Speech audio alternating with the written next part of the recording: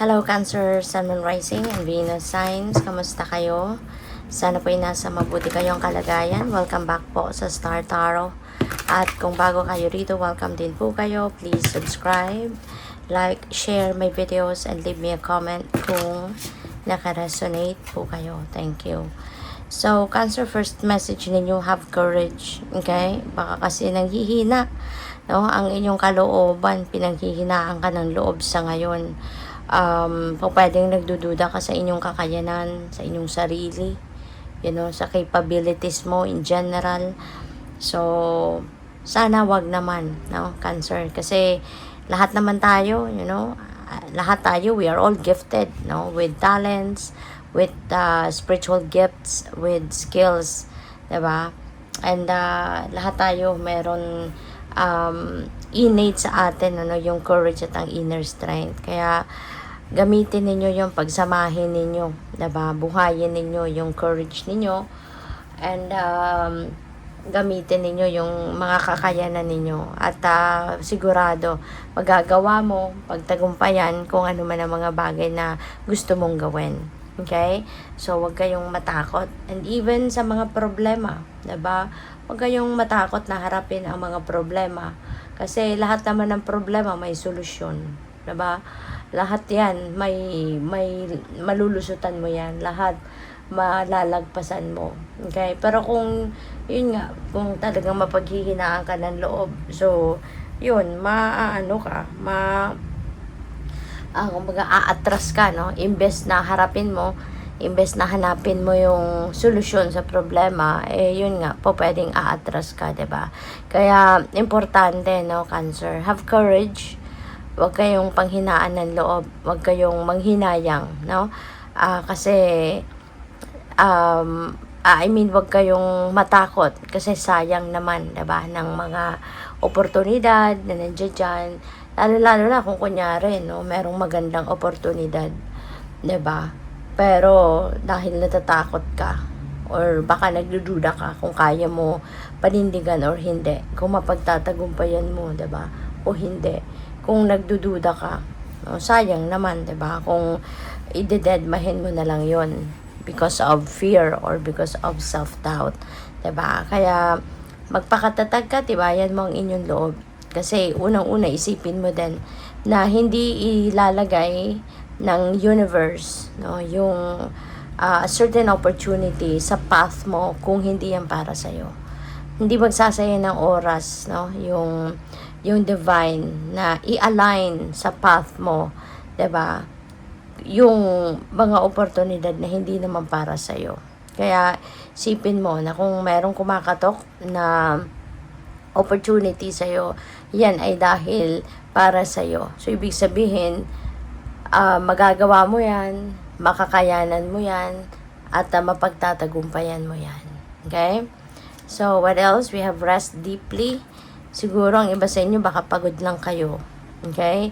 Kaya siguro kayo hindi rin maaring hindi rin nagkakaroon ng lakas ng loob sa ngayon, 'di ba?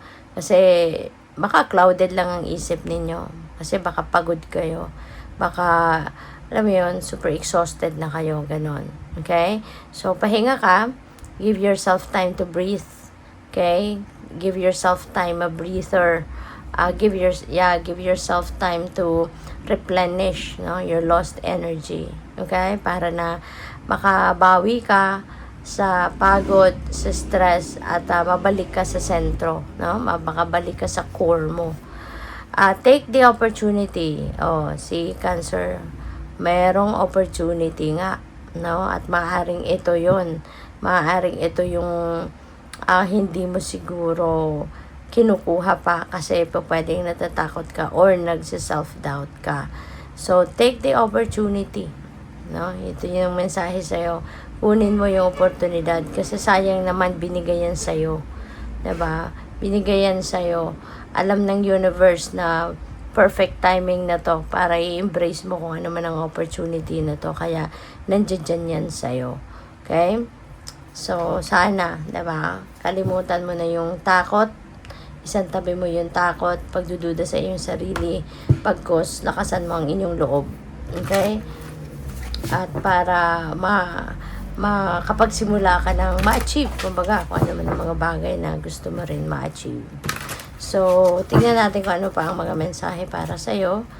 We have metamorphosis, pagbabago ito. Sabi dito, trust the process and be patient. Becoming cannot be rushed. Change is beautiful. Ayan. So, totoo naman. Walang mga bagay na pwede mong madaliin. Kasi everything, no, is a process. Everything goes through a process. At minsan, masyadong mahaba, 'di ba? Yung proseso na kailangan pagdaanan. Pero at the end of the day, 'di ba? Magandang pagbabago, magandang resulta pa rin ang nag-aantay. So, sa ngayon, maaaring meron kayong mga bagay, no, na babaguhin. Pwedeng mga pagbabago itong gusto mo talagang mangyari or mga pagbabagong gusto mong isakatuparan, yung ganon. Kaya, this is really a beautiful change na parating sa iyo. So, depende yan sa inyong sitwasyon, ano? Iba-iba tayo ng sitwasyon. So, this could also resonate with various areas of life ninyo. So, we have prosperity, napakaganda. Focus on the positive and more good will come. So, magandang paalala ito sa inyo. Na focus lang kayo sa kung anong positibo, sa kung ano yung maganda, kung ano yung maayos. 'Di ba? Kasi kapag naka-focus ka sa kung ano ang positibo, mas marami pang mga magagandang bagay, mabubuting bagay or pangyayari ang dadating, no, sa buhay mo. If you are grateful for everything that you receive in your life, simpleng bagay man, malaking bagay man, bonggang bagay man, regardless, no? Kung kayo nagpapasalamat, 'di ba? Makakaasa ka na yung mga binigay na sa'yo will even multiply, 'di ba? Kaya wag kayong makakalimot, no, na maging grateful sa kahit anuman na binibigay sa iyo ng universe, okay? Marami pang biyaya ang paparating. Isa na diyan yung prosperity. Okay? Isa na dito yung prosperity and abundance na paparating sa iyo. We have flexibility, gently flow through the turbulence.